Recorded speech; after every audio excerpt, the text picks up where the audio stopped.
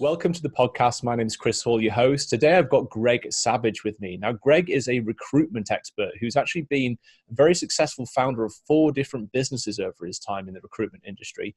I'm fascinated to talk to him because he's actually got 4 decades of experience across both owning, managing, and also growing various staffing businesses across the world. So, Greg, I want to get right into it today. I know this is going to be a fun chat. First of all, let me welcome you to the podcast. Thank you, Chris. It's a great pleasure to be on your podcast, and thanks for the highly inflated introduction, which clearly you took from my own bio. I totally did. I looked at your LinkedIn profile and it read great, so I used it. Greg, can you tell us a little bit about what do you enjoy? I always like to speak from the heart, first of all. What do you enjoy mostly about working in the recruitment industry? Yeah, Chris, look, I fell into recruitment straight from university. It was almost 40 years ago. I know it's hard to believe because your viewers will be seeing this young, slim-looking guy. I appreciate the thought.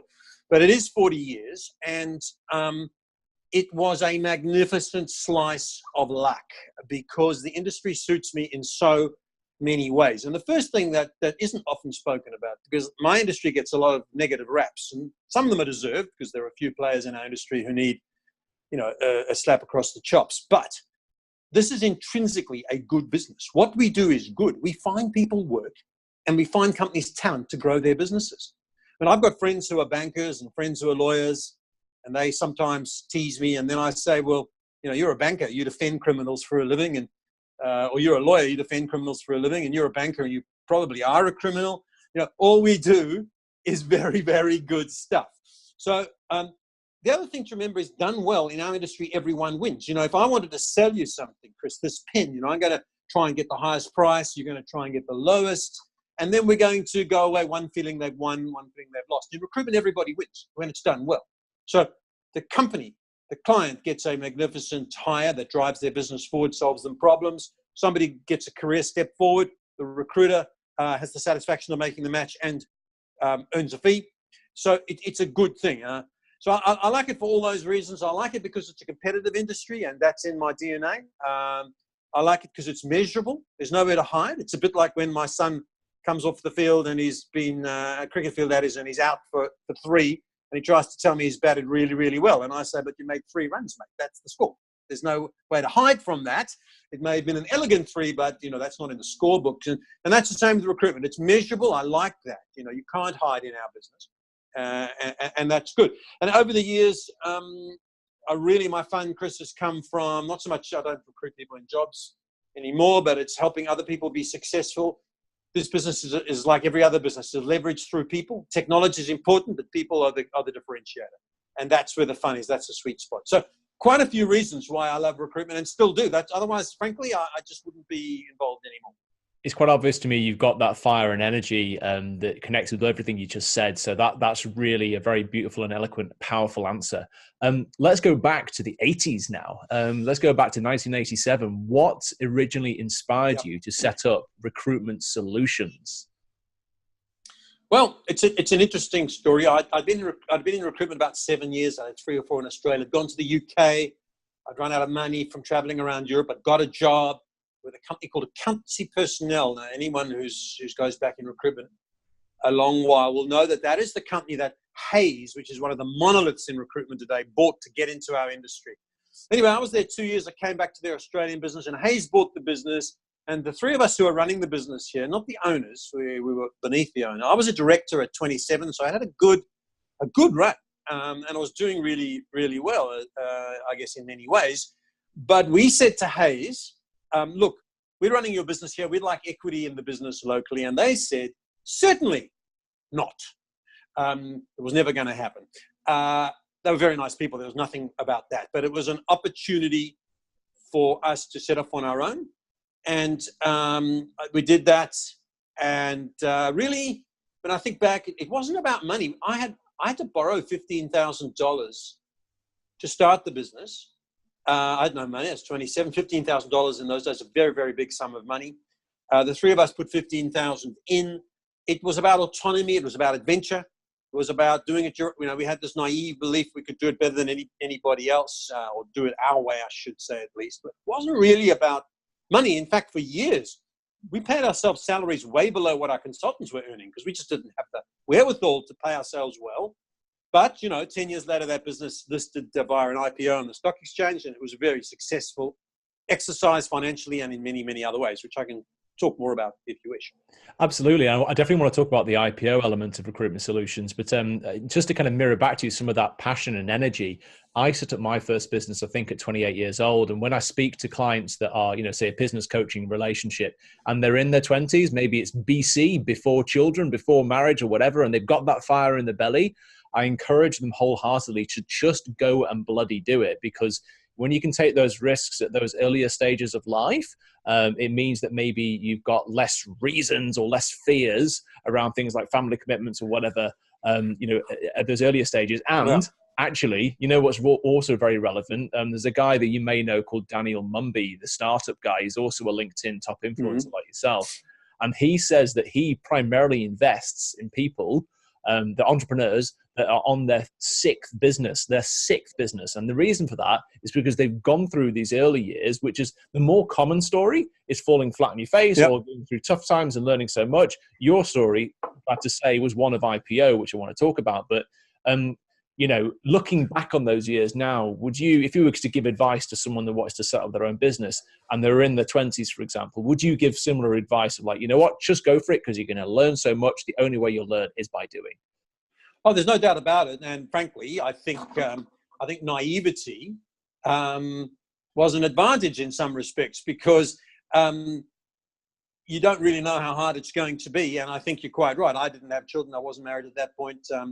And you can throw 100% at it. So I would certainly give people that advice. I would say that you need a plan. I think success in business is about character and strategy and execution. And if you could only give me 2 out of the 3, I'd take character and execution. There's a lot of people who've got a huge plan, but they can't do it. And I think the second best plan, executed with passion and enthusiasm and integrity, will get you there over the best plan executed slowly without those things. So I agree with you 100%. And by the way, I will say, Recruitment Solutions was a huge success. There were 3 of us who started that business.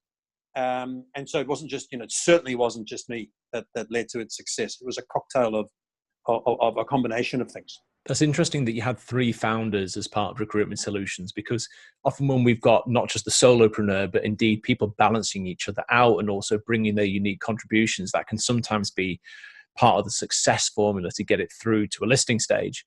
Can you tell us a little bit more about what it felt like to get Recruitment Solutions through all the way to the IPO process? Right. Well, Christian, I think the answer to that has to be seen in the context that, as I mentioned before, when we started, we had no concept of the business being so successful. To be honest with you, my goal was to survive initially. And by the way, we started in August 1987. The stock markets, you're a young man, the stock markets around the world in October 1987 collapsed by 50%. In this country, 50%. Black Monday it was.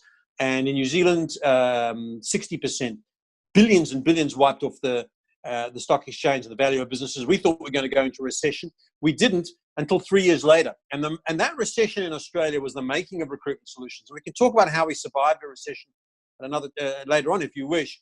But our goal was just to have a good, strong business, which we did it our way. We did a few things right, some by good luck, some by design, and the business grew. And when we came out of the recession in about 92, 93, 60% of recruitment companies in Australia had gone bust.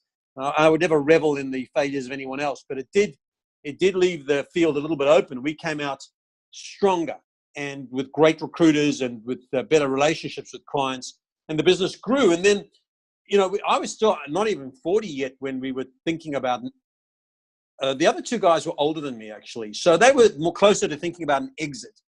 And then the opportunity was presented to us. Now, you probably know that recruitment businesses are valued on a multiple of profit.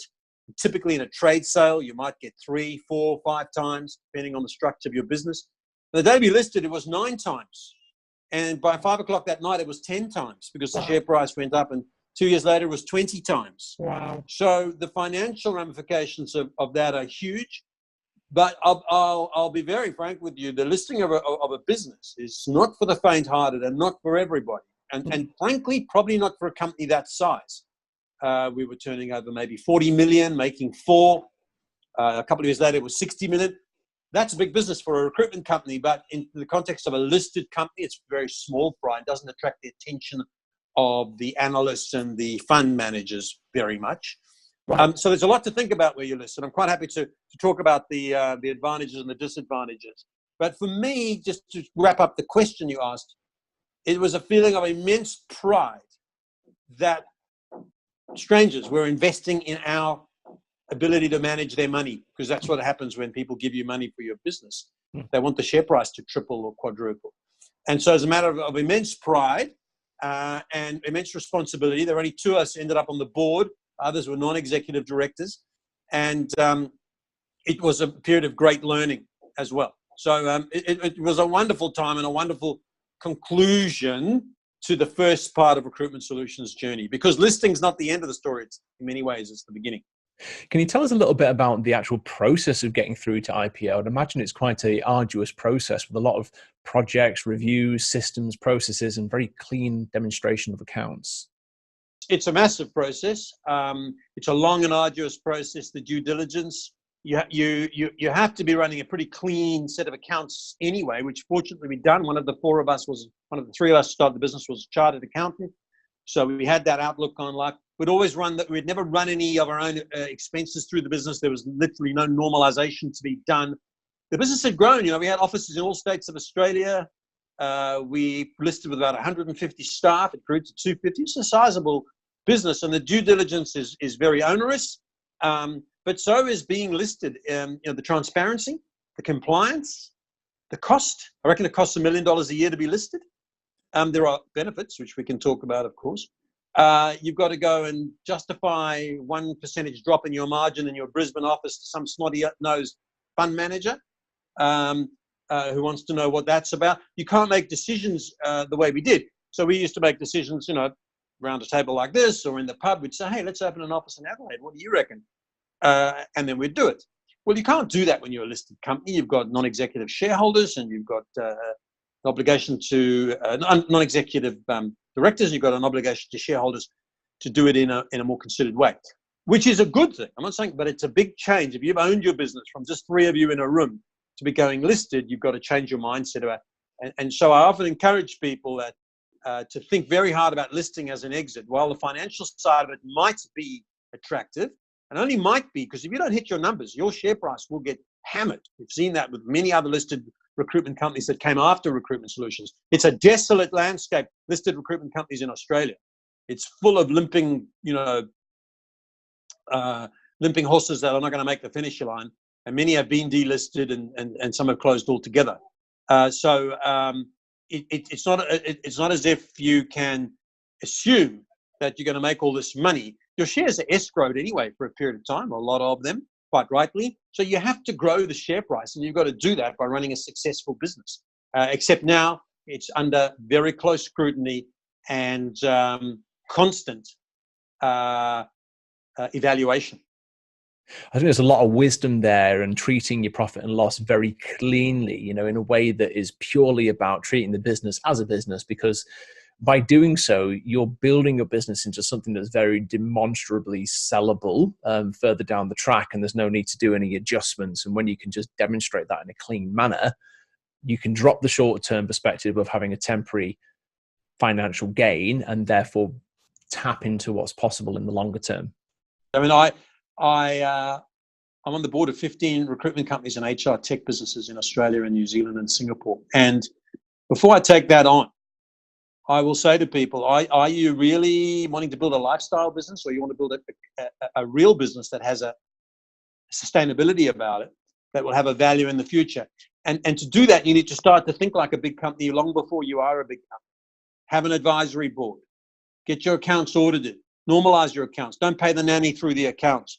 Yes, you might, as you say, give you a short-term financial benefit, but when a buyer comes along, they don't want to see all that kind of stuff. They want to see clarity. They want to see it's been run properly. They want to see you've thought like a professional business. And the recruitment industry is rife with people who are good recruiters but can't run recruitment businesses. And that's why 80% of recruitment companies in this country and the UK have got less than 10 staff. They can't grow it beyond that because good recruiters, not good managers or business builders. I think there's age-old wisdom there in terms of you can be excellent at what you do. You can be a solopreneur. You can build up your business to a certain size. But when you treat it like a lifestyle business, you're going to start to hit a certain ceiling of growth, and which will keep you in a lifestyle business not able to expand to that truly next expansive level.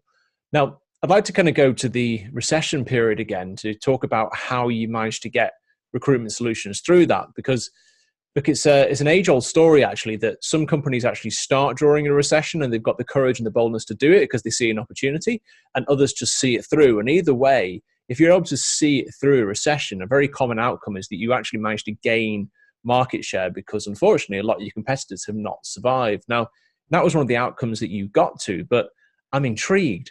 How did you manage to do that? What were some of the actual strategies that you employed to get yourself through that tough period?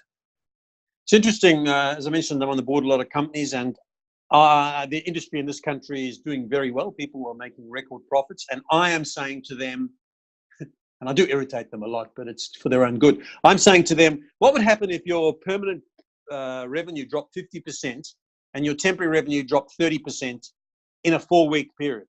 And they look at me like, what are you talking about? And I say, well, because that is what's going to happen. And they say, well, how do you know? And I say, because it happens every 10 or 12 years, and it will happen. I just don't know when. And that is exactly what happened. Is actually worse than that in the early 90s. Now, I've learned a lot, and I've traded through several recessions since then. And that's why I'm asking these sorts of questions. I'm not asking people to shrink now. I'm asking people to prepare their businesses to be resilient against downturn. Recruitment Solutions survived because fortuitously, not through much planning, we had some of those things in place. And then in the future, I've got better at it. They include this. I'm not sure how much, Chris, you understand about the recruitment business, but permanent revenue is made up of lump sum fees that come from the placing of permanent staff. It's very lucrative, but it has no annuity element to it. If the consultant leaves, the revenue stops. If the economy tanks, permanent hiring stops. So what you want to defend yourself against a recession is annuity, ongoing revenue. And in our business, that's typically contract or temporary work. So what you really want is 60% of your gross profit coming from contracts and temporary work. And if you don't have that, you might make a lot of money in the good time, but you will be wiped out in a downturn. In 1990, our permanent revenues fell 80% in 6 months. 80%. It was our contract revenue that kept us going. The other thing is, don't commit in the good time to massive overheads you can't get out of. And typically in recruitment, they are luxurious offices. And I see it all the time. I see recruitment companies now taking out 2 floors in these buildings around here in Sydney with marble bloody receptions big enough to play indoor cricket in, and I don't need them. In fact, it's a total waste. All you need in your office is something that candidates are comfortable to come to and your staff are comfortable to work in. You don't need these massive overheads or locking yours. So you need to be able to scale your costs down quickly, because there's very few businesses that drop in revenue as quickly as ours. The other thing is debt. I see so many recruitment companies in the good time getting into debt. I saw one the other day that wanted to pay their dividends by borrowing money. I nearly burst into tears. So you cannot borrow money to pay the shareholders a dividend because you don't collect on your invoices. Go and collect on your invoices. And then if you've got money, pay your dividends. So debt, annuity revenue, and being able to scale down. And then, of course, it gets a little bit micro and granular.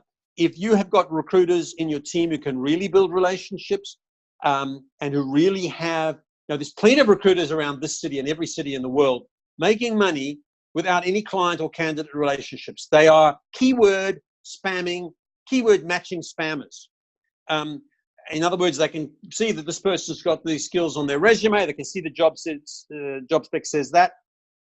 They match them. They attach a resume to an email, they send it off, and they make the odd placement, and they can survive. Well, that's no future to that. And in a recession, all that goes away. So the quality of your recruiters, the quality of your client base, so exposing yourself to companies that are risky, having too much revenue from one company. Years ago, Ansett went bust, and there's been plenty of examples since then. And when those companies go bust, they take a stack of recruiters with them because they're heavily exposed to those companies. A company that's got 60% of its revenue from a recruitment company that's got 60% of its revenue from one client. That's a disaster waiting to happen. And so none of this is new. Most people would know, but I see it all the time. And then the other big tip is when you feel the recession is hitting, when the downturn comes, you've got to cut your costs quickly and deeply. I'll never forget in that Recruitment Solutions era, I was a cocky young guy, and I said to the other two guys, hey, look, I know it's a downturn, it's dramatic, but I will get the team and we will sell our way out of this problem. We'll just go and win more business. And the guy with the finance background said, good, Greg, you do that, but we're going to cut our costs. We cut our costs by 50%. 50%. And that was a company with 75 people and 5 offices, right? We cut our costs by 50%, and we still only broke even for 2 years. And so once you've made, what I see people doing is what I call death by 1,000 cuts. Oh, it's turning down. We're going to fire 2 people, and we're going to cut back the beer in the fridge from Han to VB. And that's going to make a difference. Next month, it's getting worse. We'll fire 2 more people, we'll get the pot pants wheeled out the door. Next month, it's getting worse. We'll stop people advertising. And of course, the morale impact is dramatically bad. What you really want to do is say, you know what? We see this as long-term. We're going to cut our costs by 40%. And then we're going to tell the people, unless something dramatic happens, you're all here for the long term. And then it's about managing in the recession. And managing the recession is about getting focused and specialized. What happens typically is people get desperate. So they're accounting recruiters, but oh my God, here comes a marketing job. Well, let's have a go at that. It's a wrong move. It distracts you. It spreads you too thin. You do bad work. Focus on your specialization. The second thing is about engagement with the team and getting, when a recession comes, people get scared. Their salaries drop. They start turning on each other. That's human nature. Just go and read Lord of the Flies. So you have to make sure that doesn't happen and get people focusing on the market. Competition is about winning work. And so I'm starting to talk about recession now, and people are saying to me, oh, you're a gloomster. I'm not a gloomster. I hope it doesn't happen. I don't know when it's going to happen, but it's 10 years since it happened. So history tells us we're closer to one than we are one behind us. Wow, 100%. And it's all about that pro perspective. And you know what? We don't even have to call ourselves a contrarian in order to be able to have this conversation. It's just about having a big enough, wide enough perspective. And indeed, like as a little comparison, when I moved to Australia from the UK in 2008, Australia had 1 negative quarter of GDP growth, right, during the GFC. And so it was a very different economic climate. Yes, they did have its troubles and the stuff that went on behind closed doors. But I came from an environment where I saw house prices drop, people lose, money. I was offered a redundancy if I wanted to do it. I could have done that, blah, blah, blah. You've got to be willing and basically drop your arrogance to think just because the times are good now, it doesn't mean that it can't change. So I think that's very wise indeed. And I think that distinction, every distinction is wise. But yeah, cut deep on cost, because actually holding on sometimes is about basically doing surgery earlier than later. And I love the link to morale there, actually, because if you do a dwindling thing of like, we have to fire 2 people, we have to fire another 2, another 2, another 2. Basically, that gets people in a terrified mindset. And if they're in a terrified survival mindset, they can't thrive. They can't. They can't. And not only that, some of your good people go, you know what, I'm going to get fired too. So let me go back to being an accountant or something safe that I was before. So you're absolutely right. And by the way, in that GFC that we call it in this country, I mean, I was running a business in the UK and France and Germany at that time, as well as I had 17 countries, another business called Eloquent. Yes. And, Australia had it light compared to what happened, as you point out, in the UK. It was an absolute nightmare. And ironically, I wrote a blog about a month ago. You can check it on my blog about preparing for a recession. People loved it, but some people said, "Oh, you're talking it down." I'm like, not talking it down. I'm trying to save you from going bust because I've been through this. I mean, for me, at this stage of my career, if there's a recession, well, that'll just mean more time on the beach. It's zero problem for me. But if you've exposed yourself, borrowed money against your house, and then gone and built this infrastructure of cost you can't get out of, and the revenues drop by 50%, then you will lose everything. And that is a lesson I hope some people are thinking about. And as you say, the complacency and arrogance that we all are tempted to fall into when things are going good, people have very, very short memories about how quickly it can turn. And in this country, as you know, we're now talking about house prices. We're talking about consumer confidence. I mean, even in a month, the tone of language about the economy has changed. Yes. I'm not predicting in a recession, and I don't want one, but it's not out of the question. It's just being willing to know that when that comes, what's my strategy? And that is so powerful because you've got to get you through the tough times. You really do.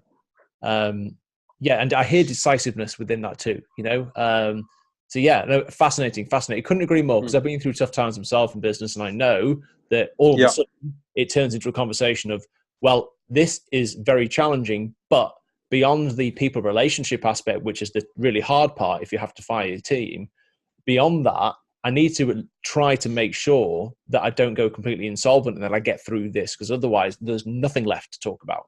And that's something that I think, unfortunately, a lot of business owners learn the hard way, and sometimes people don't ever get out of that trap. So hearing this wisdom, they don't.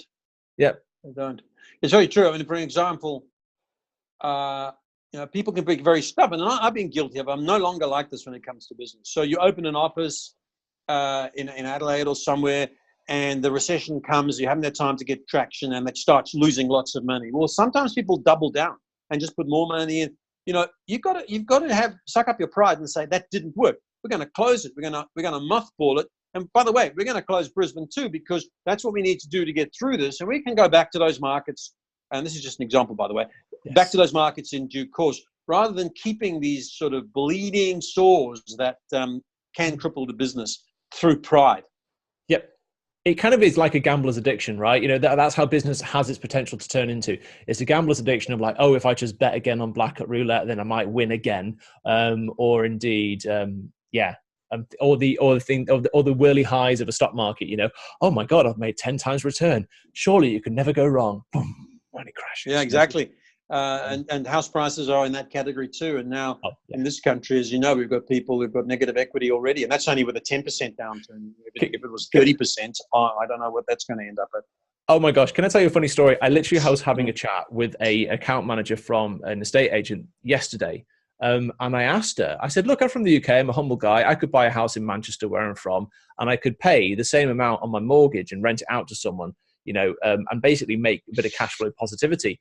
That literally makes sense as an investment. But ever since I moved to Australia, it's from 9 years ago, and it's only gotten worse. If I buy a house here, it will cost me twice as much to have a mortgage than it would do to rent it privately. How do people make money? I know there's negative gearing. I know there's all this, but it's when people in the industry, like this particular person that I asked, she couldn't answer the question. She was like, oh no, but if you get more houses, it'll be all right. So, but each one's losing money by a factor of 40 to 50%. How does that work? And there are signs of arrogance that I think we need to look out for. Well, it's all predicated on the fact that house prices only ever go up. Yes. And then if you've got 10 houses and they're all losing money via rent, it doesn't matter, because they're going to double in price in 5 years. The only problem is they don't always go up, as we're finding. And on the living through things, like I lived through that. I bought my first house in Manchester and I bought it at the peak, and then, oh, whoopsie daisy, kept on for 10 years. Even after 10 years, didn't make the money back. So, I think one has to have almost, unfortunately, we often learn only through experience, but still, I hope that people can glean some wisdom out of this. So indeed, when you exited and moved on from Recruitment Solutions, do you pronounce it Eloquent? Eloquent is an American company out of Boston. It's founded by 3 people in their Harvard dorm room. It must be 30 years ago. Mm-hmm. They were in design. It was when graphic design was moving from pen and paper to the Mac, and they suddenly realized there was an opportunity to place temps in this, and their business was called Mac Temps, actually, back in the day. Changed to Eloquent, which is a made-up word. Very, very, the biggest marketing and digital recruiter in the world to this day. They had a very big American business and still do. They had a small business outside America, a couple of offices in Australia, New Zealand, and Japan. I took 2 years off after I left Recruitment Solutions, which was 3 years after the listing. And we had a child, and I went to the Rugby World Cup and, sailed down the Amazon, did the things you say you're going to do by the time you're 40, which I did a lot of them, which was good. But then, of course, somebody contacted me, and Eloquent wanted a CEO, what they call the international CEO. But if you've ever worked for an American company, what that means is the business outside of America.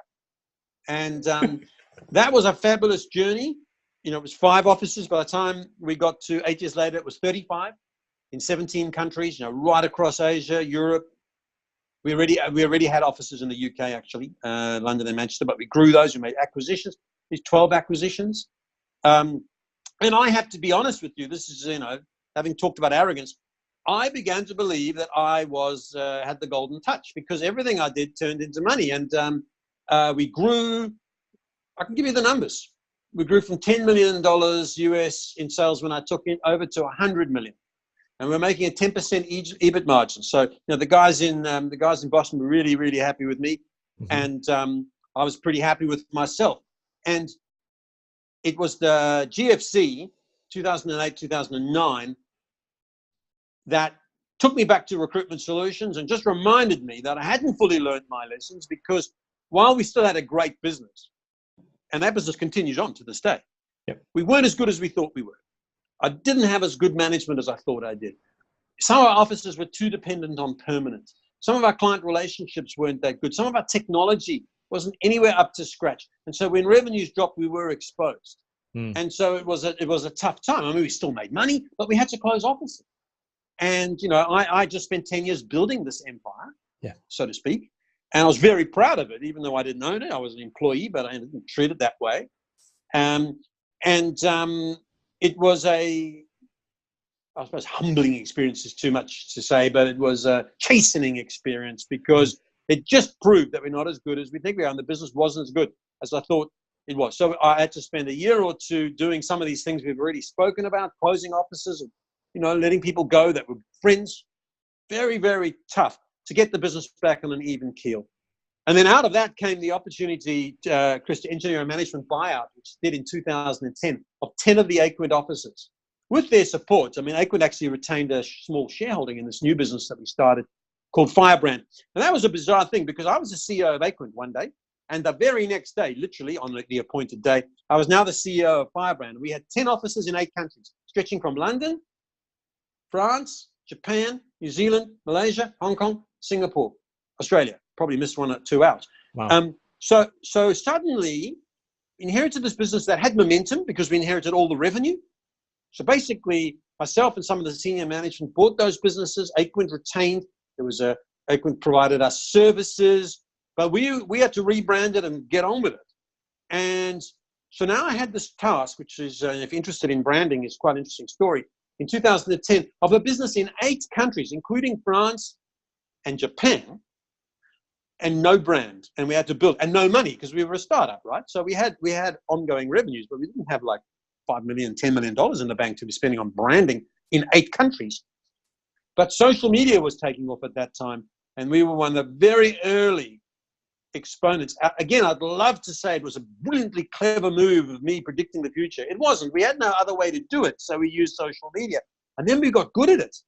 And we got very strong at branding through blogging, and sounds sort of old hat now, but this is 8-9 years ago, and using Twitter, which was where a lot of our target people were, and coaching our recruiters to build their brand. And we did a very effective job of that. And I think I saw that business at the end of 2012 or 13, I can't recall now. And it still exists as a brand in several countries.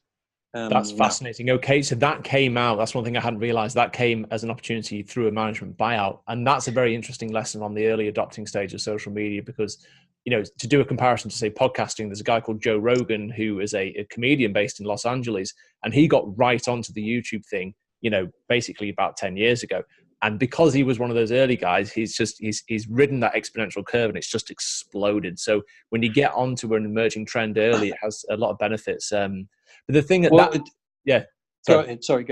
But the question I was going to ask you was, how did you manage to sell Firebrand after just basically 2 years? And is that part of the reason, because you were able to just basically jump on?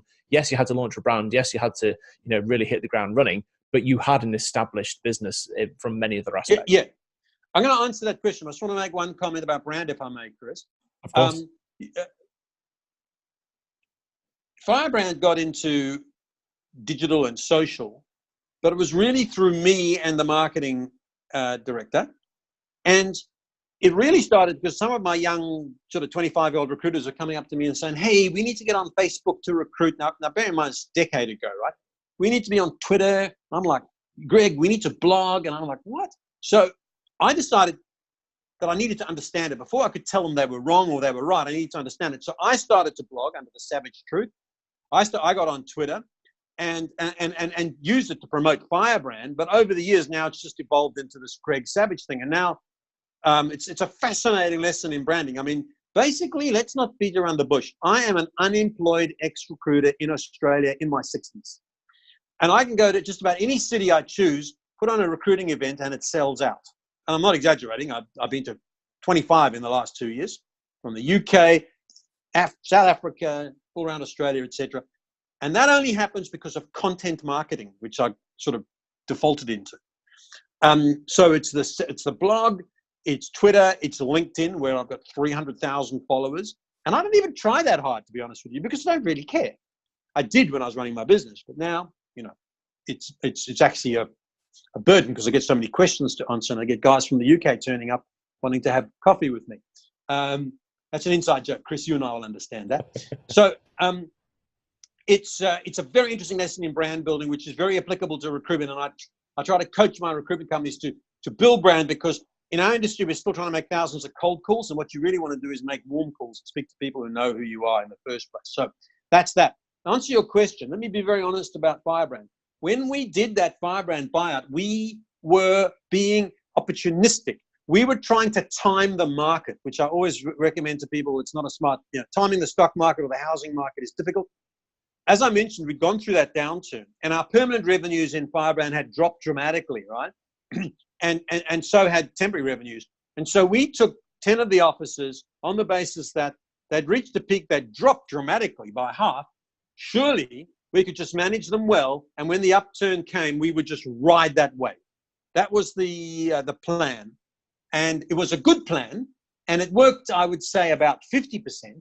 But I could see, and you made this point in relation to your own house buying exploits in Manchester, I could see it was going to take a decade to fully realize that and get the full advantage. And I just didn't want to do that. It's fucking hard work. And I just didn't want to do that for that long. So it was in a positive position. It was an opportunity for all the staff to keep their jobs and the business to carry on. We didn't make massive amounts of money or anything like that. It wasn't a screaming commercial success. I'm not going to pretend that. It was a good business that did well. And if we kept it going for 5 years, well, then that would have been, or 3 to 5 years more, then that would have been exceptional. But I didn't really have the appetite for that. So that's why I did it. Fascinating. Very, very interesting. Very interesting indeed. And now you're at a different point in your career now. You're out doing advisory things, consulting, mentoring, and indeed speaking as a trainer, etc. What do you now enjoy mostly about this phase of your career where you're, on the circuit, on boards, doing all this stuff? Well, to be perfectly honest, I don't think I've been this happy in work for a long time. And the reason is I'm at a very, very fortunate stage where I can choose to work only with people I like. In most of my life, I worked with clients, many of whom were dicks and candidates and even staff. But you do it because that's the journey, right? But now I only work with companies I like and I believe have the passion and the desire. Typically, the sort of company I'm working with is between 15 and 150 staff. They've done well, but they want to take their business a big leap forward and they just don't know how. And I've made, one of my pitches is I've made all the mistakes you're likely to make and I can help you avoid them. But also I've got a few things right. And so I'm having tremendous fun getting deeply embedded in companies.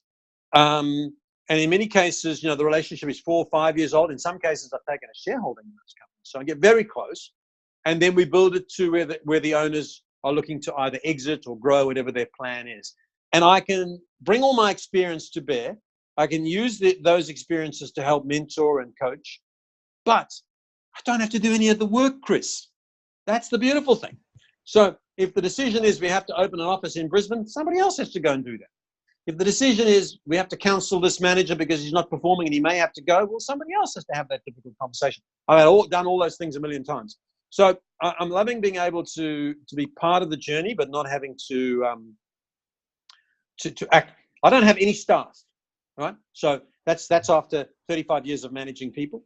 I don't have any staff. I could probably do with one. But I don't have any. So I don't have the stress that comes with managing people. And I don't have the stress that comes with dealing with clients who are unpleasant. Yet you have all the excitement and all the upside potential, which is a wonderful balance to strike. So I think that's really interesting. What's on the horizon for the year ahead? We're recording this in December 2018. What kinds of projects have you got on for this vision that you have now? Well, I told my wife I'd be winding down, which probably no other way to describe that other than as a lie. It was a lie that crept up on me because I've taken on 4 new clients. So as I said, I now literally am on the boards of 15 recruitment companies. That involves anything between 6 and 10 intensive meetings a year and then ongoing advice. So that's going to take up a lot of my time. Some of them are HR tech companies, Job Adder, Video My Job, and I'm fascinated about how technology is going to impact our industry. I don't pretend to be an expert, but what I do know is what the hard part of recruitment is and what the easy part is. Most of the HR tech people who come along with a big solution is to solve the easy part, not the hard part. So it does allow me to evaluate these things. I've also got speaking gigs in Japan, South Africa, going to the UK to speak in 3 or 4 cities. You'll notice if you carefully look at that speaking tour, those tours, they always coincide with the international rugby calendar. Exactly. And so I'll be watching rugby all over the world, which is the main goal. I'll also be talking about recruitment. And I've got a tour around Australia and New Zealand in March, which is about the billing manager. That is that person in our industry who has a big target to sell and to recruit, but also has to manage people, a very difficult job. So I'll be doing those. I'll continue to invest in businesses and startups if they appeal and if I can add value. And on top of that, I will certainly not work more than 40 weeks next year. That's fantastic. Wow, that's fantastic. I mean, the thing is that I've learned so much about the recruitment industry in this conversation, but also I've been reminded of many wise old tales and principles and strategies that can be applied to absolutely any business. So I'm sure that everyone's had a really enjoyable time listening to this or watching this on YouTube. So Greg, it has been an absolute bloody pleasure having you on. Where's the best place for people to connect with you online? Well, thank you, Chris. Can I say that I really enjoyed chatting to you? It's good fun, good banter, and always good to relive. I know I talk confidently about these things, but that's only because I've made all the mistakes. I made so many mistakes, but you get better. I think learning from your mistakes is the key thing. I have a website called gregsavage.com.au, gregsavage.com.au. That's where my blog is. But you can also go to the YouTube channel. There's a lot of videos. There's the blogs, Twitter. You can follow me there, and Instagram. I usually take photographs of my recruiting travels and people I meet on the way. That's fantastic. Well, it sounds like many rich resources to glean from still. And Greg, I wish you all the best with the year ahead and with all these exciting projects. It's nice to see a fellow entrepreneur just keeping their fingers in many pies and keeping it all stimulated and exciting. So all the best to you, sir, and thank you very much for your time today.